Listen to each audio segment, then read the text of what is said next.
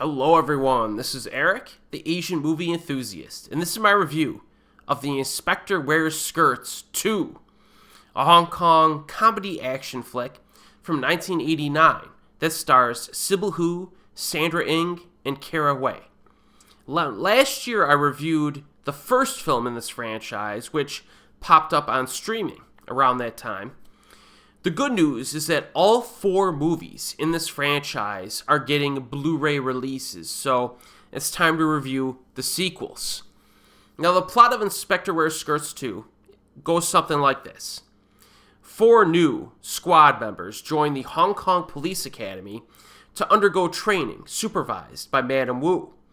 Their personalities do not click with the current squad members, resulting in petty arguments and duels. However, they later make peace with one another as they join the Tiger Squad members, supervised by Inspector Khan, to undergo new training courses together and combine forces to take down a band of terrorists.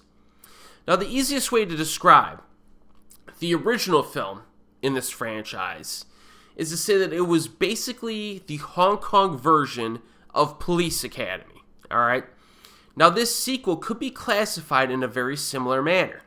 Like its predecessor, it's important to go into The Inspector Wears Skirts 2 expecting a comedy first, with some action, not the other way around. There's a reason why I categorize these movies as comedy action instead of action comedy flicks, alright? Now, the sequel is, in fact, a near duplicate in terms of structure, with one exception, being that the original film opened with a good action set piece. This one does not. Alright, so The Inspector Wears Skirts Part 2 does feel a bit weaker early on because of that. However, the opening hour here consists almost entirely of moderately entertaining humor, with plenty of Police Academy shenanigans and other cheesy 80s stuff. Like there's like a dance sequence and stuff like that for good measure. Now, there are some funny one-liners that are somewhat inappropriate or feel inappropriate in 2024. And that's my type of humor, so I did like that. There's like a butting of heads between these new recruits and the veterans, with the newbies showing no respect and attempting to intimidate their superiors. And a lot of the film revolves around that. You know, they play pranks on each other, and that's amusing enough to watch while we wait for the action beats to kick in.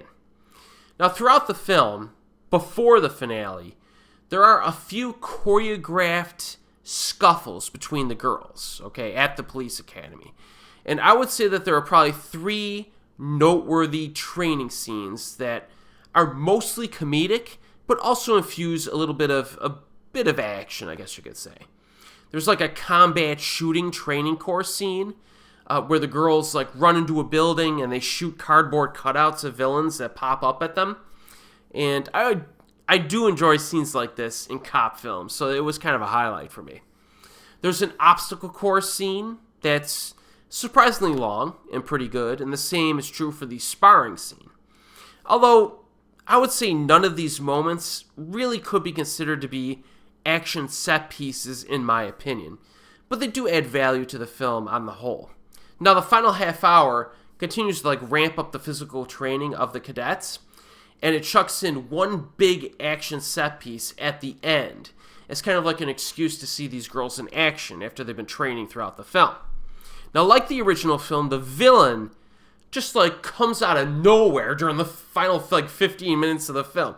Like when you watch this could be the most abrupt, delayed introduction to a villain that you'll ever see in a film. Like they just, like all of a sudden there's like a villain at the end, you know? And the big finish takes place in the forest. It involves the cops as they infiltrate this bad guy's lair, which is like an old, decrepit stone fort of some kind. You know, lots of like stealth tactics are used by the cops. They try to like jump in and like knock guys out and do like that stealth, like almost like Metal Gear Solid type vibe, I guess I would call it. Not quite as cool. But we do get a little bit of beatings and gunfire mixed in as well. It's pretty good. but I think the finale of the first film is a little bit better. It has a little bit more of an octane to it. So I would say that even though I'm like a big fan of like the girls with guns subgenre of Hong Kong cinema, this particular franchise, it fails to be like elite. It really does.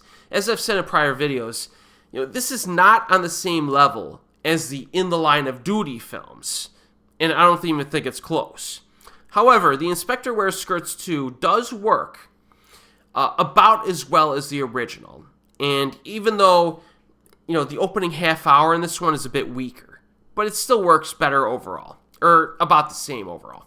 So when all is said and done, I moderately recommend The Inspector Wears Skirts 2, similar to the original. It's entertaining, but if you're really in the mood for like a badass female-centric action flick, it might fail to scratch that action itch for you. So be a little bit cautious going into this. Now, all 4 of the films in this franchise, the next 2 of which I will be reviewing in the next few months, all of them are currently or will be able to be purchased on Blu-ray from 88 Films. So that's where you need to go for this.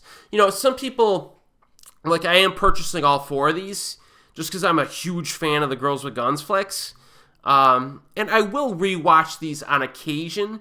But if you really want like a badass action flick, these aren't gonna really, they're not gonna satisfy you.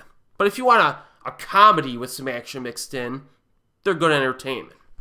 So that's kind of the strategy for you.